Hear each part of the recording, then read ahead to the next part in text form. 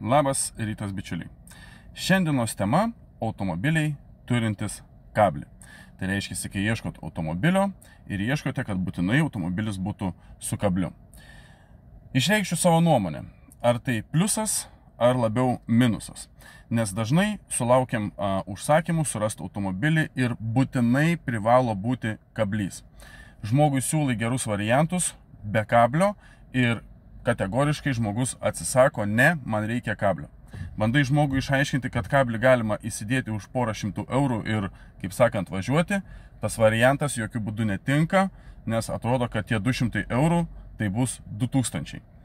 Tai dabar iš tikrųjų mano nuomonė būtų tokia, bičiuliai.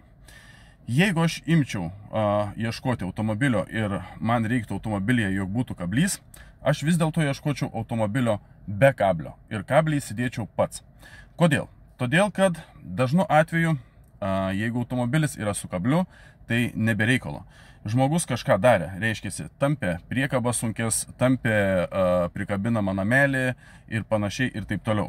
Todėl dažnu atveju nusipirkus tokį automobilį, po kurio laiko prasideda problemos su pavarų dėžė, ypač jeigu tai yra automatas su pačiu varikliu ir kitais mazgais.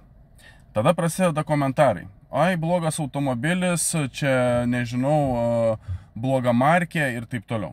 Ne automobilis blogas ir ne markė bloga, o blogai buvo automobilis, kaip sakant, eksploatuojamas.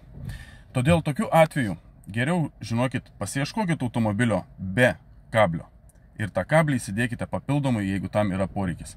Tai bent automobilis bus nenutampytas, tarnaus žymiai geriau, ilgiau ir patvariau.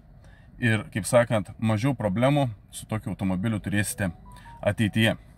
Kad ir dabar turiu klientą, kuriam būtinas kablys ir niekaip neina jo perkalbėti, kad kablį galima tiesiog paimti, įsidėti ir jokių problemų. Nes jam reikia, kad būtų atlenkiamas, užlenkiamas ir visa kita. Tai per tokius norus, patikėkit manim, kiek buvo atsiradę gerų automobilių, tikrai gerų variantų, kuriuos matau ir paskambinęs, ir iš skelbimo, ir taip toliau, jog tikrai variantas yra vertas dėmesio. Bet klientui netinka vien dėl to, kad nėra kablio. Mano nuomonė, toks elgesys, toks poelgis, kaip sakant, yra tikrai kvailas. Nebe tie laikai, kad, kaip sakant, norint įsidėti kablį, kainuodavo 500–600 eurų. 200 euriukų įsidėjot, žinot, kad automobilis nėra nuvalkiotas, kaip aš sakau, nutampytas ir tiesiog lėkite, prisikabinę tą priekabėlę, ar ten kaip pavyzdys, nežinau, kažkokį tai kateriuką, jeigu žvejys esate, ar tiesiog priekabėlę skirtą valčiai, kaip šiuo atveju, kad aš turiu, kaip sakant, atskirą priekabėlę, ant jos dedasi valtis, prisikabinau, ta priekabėlė lengvutė, valtis guminė taip pat lengva ir sau lėki, kur tau reikia.